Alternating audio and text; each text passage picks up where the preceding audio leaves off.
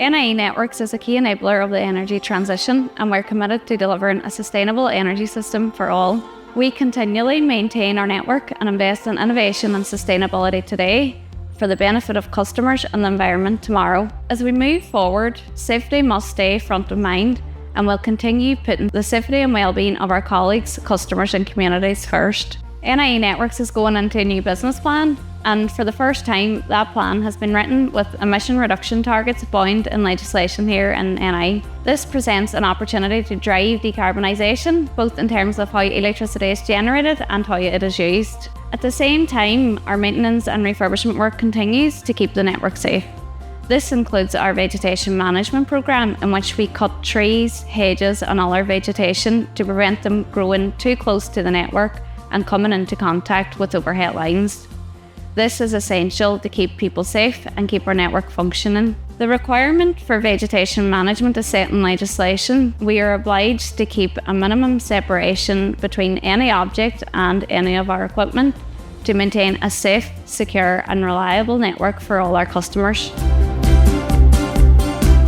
At NIE Networks, we are responsible for maintaining a safe distance from our electricity network. To maintain these safety distances, we carry out tree cutting all year round. We minimise disruption to wildlife through proper planning and avoiding areas of special scientific interest, the likes of Loch NIE, until it's the right time of year. Our teams are trained to spot signs of wildlife like nesting birds, badger sets and bat roosting as well.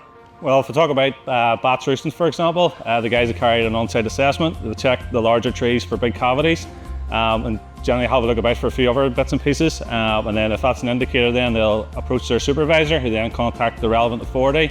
We'll carry a proper assessment of the site before work will continue. If you're concerned about trees getting close to power lines on your property, please contact NIE and we'll send out a fully trained arborist free of charge to carry an assessment and discuss the best plan going forward. NIE Networks is a wildlife aware organisation. We developed the programme with Ulster Wildlife to get this accreditation, and we developed the Wildlife Aware Guide for our staff.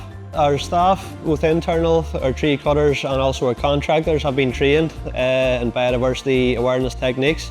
They use their Wildlife Aware Guide, so if they come across anything out on site, they know what they're looking for. The Conservation Volunteers is an environmental charity. It operates UK-wide and does a large number of activities to involve people in improving green spaces. Activities like planting trees, growing vegetables, improvements to urban open spaces, to school grounds, management of nature reserves and habitats, a whole range of activities to involve people in the environment and improving the environment. Well, we've been working in partnership with NIE Networks to plant trees with schools and communities, and those trees are then making up for trees that have had to be removed along the power lines for safety reasons.